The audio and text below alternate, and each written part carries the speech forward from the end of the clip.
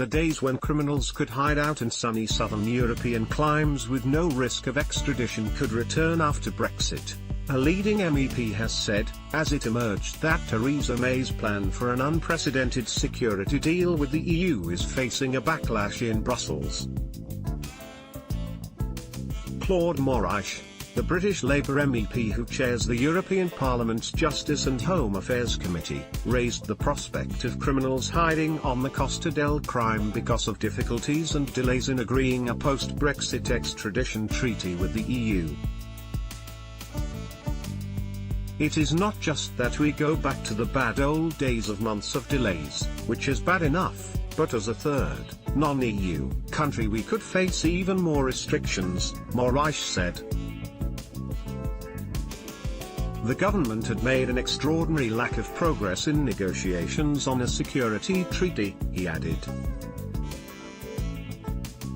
Carmina Mortero Martinez, a specialist on EU home affairs at the Centre for European Reform, said the UK risked going over a cliff edge on aspects of EU police cooperation, including the European arrest warrant, crime-fighting databases and membership of the EU police agency, Europol.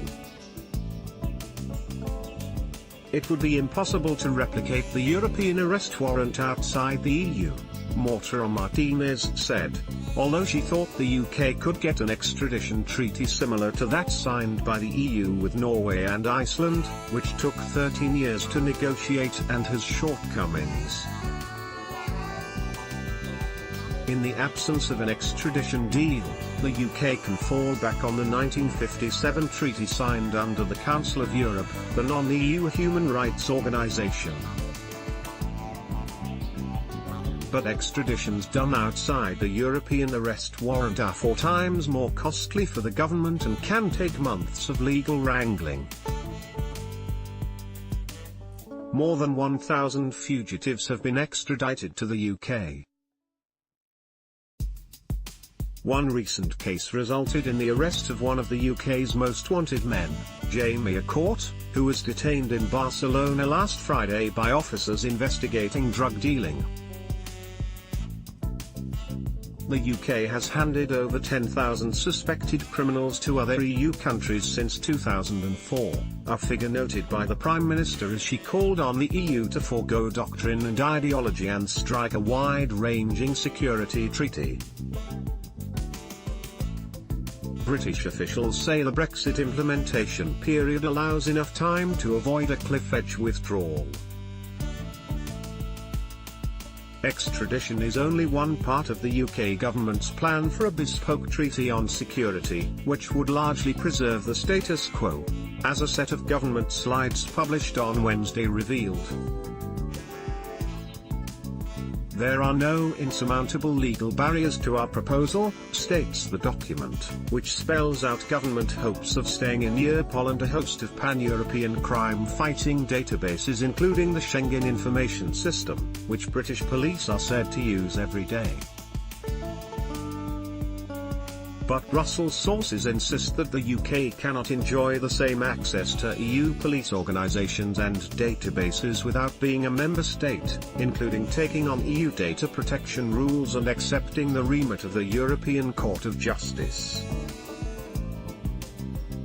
Some European diplomats were surprised by the ambition of the UK request on police and crime cooperation, after British officials presented their plans in Brussels last week.